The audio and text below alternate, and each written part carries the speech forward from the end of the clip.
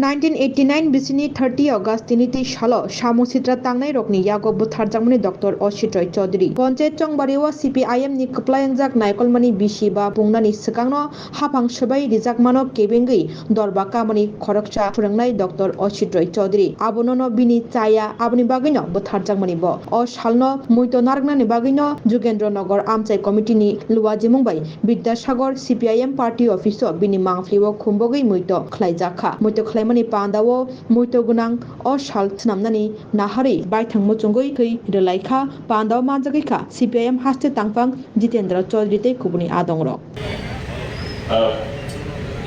অজিত রায় চৌধুরী তার স্মৃতির প্রতি গভীর শ্রদ্ধা জ্ঞাপন করছি।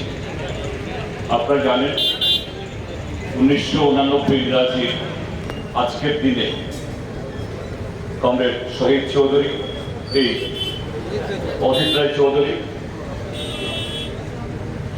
তখনকার সময়েতে রাজ্যে যে একটা ফেসিবাদী এখন একান্ত্রিক একটা শক্তি তারা উদয় হয়েছিল, তাদের হাতে শুধু কমরেড অজিত রায় চৌধুরী না, সেদিনে আরো বহু কমরেড, প্রায় 1 ডজন কমরেড সেদিন শহীদের মৃত্যুবরণ করে।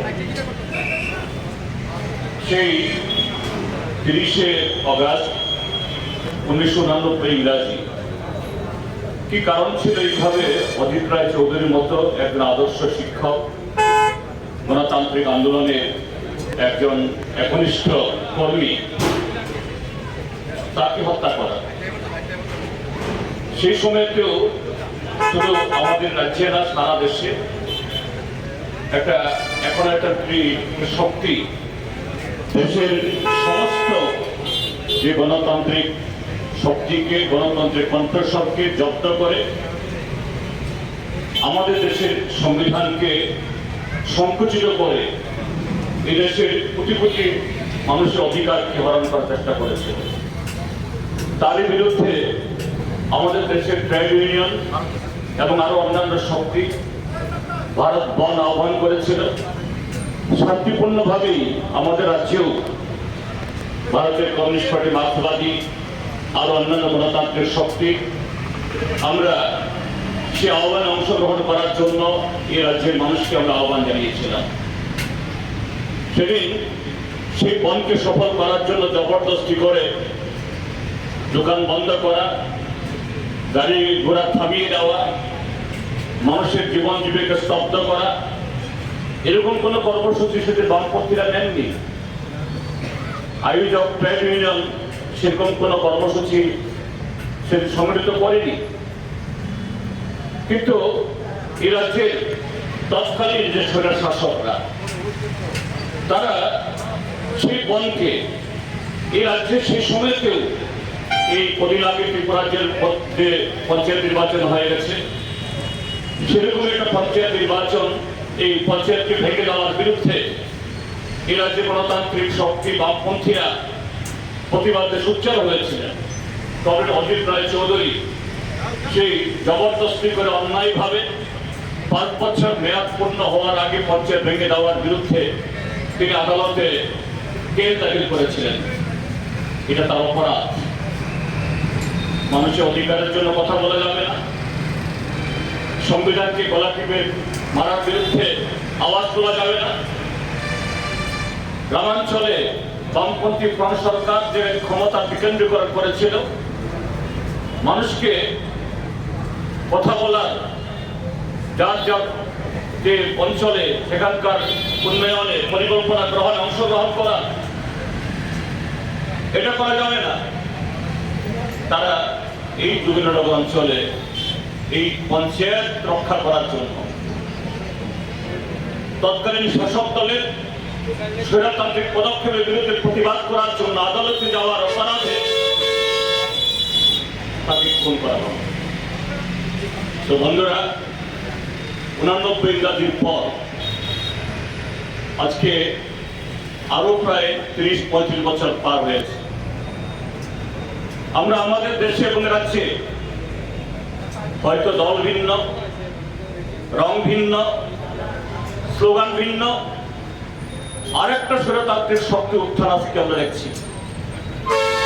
স্বৈরতন্ত্র তার রং যাই হোক, তার স্লোগান যাই হোক, দলের নাম যাই হোক, তাদের কাজের ধারা, জনগণের প্রতি তাদের ব্যবহার এবং সর্বোপরি যে নীতিমালা, যে সংবিধান এদেশের মানুষের অধিকারকে সুনিশ্চিত করেছে, সর্বদাই সেই সংবিধানের ত্রুটি চেপে ধরা, কণ্ঠস্বর রোধ করা, এই পদক্ষেপের দিক থেকে তাদের মধ্যে কোনো ভিন্নতা থাকে না।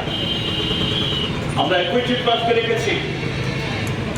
গত 2018 ইংরাজিতে ভারতীয় জনতা পার্টির নেতৃত্বে আমাদের দেশে সরকার আসার পর এখানে 18 যখন ত্রিপুরাজ্যে মিথ্যা প্রতিশ্রুতির জোরে ক্ষমতা দখল করার পর এ রাজ্যের সমস্ত গণতান্ত্রিক প্রতিষ্ঠানকে তারা তার দরজা, তার অধিকার, তার ব্যক্তি অর্থাৎ মানুষের যে ন্যূনতম অধিকারকে আজকে সম্পূর্ণ স্তব্ধ করে দিয়েছে।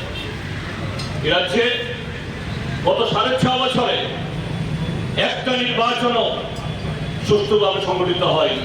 প্রতিটা নির্বাচন বেশি শক্তি, আবার অন্যদিক থেকে প্রশাসনিক যন্ত্রকে সম্পূর্ণ অচল করে দিয়ে কিভাবে গণতন্ত্রের মৃত্যু ঘন্টা বাজানো যায় তার রেকর্ড স্থাপন করেছে। শুধু সারা দেশের মধ্যে না, সম্ভবত সারা পৃথিবীতে এই জাতীয় ঘটনা যেখানে হয় তার মধ্যে অন্যতম উদাহরণ ত্রিপুরা। এবং সর্বশেষ যে পঞ্চায়েতের অধিকার, গ্রামীণ জনগণের অধিকার রক্ষা করার জন্য অজিত রায় চৌধুরী জীবন দিয়েছেন, সেই পঞ্চায়েত তার অধিকার হরণের যে নমুনা ত্রিপুরাবাসী রেখেছে। 70% আসন জবরদস্তি করে গায়ের জোরে দখল করেছে। বাকি 30% আসনেও স্বাভাবিকভুক্ত হয়নি।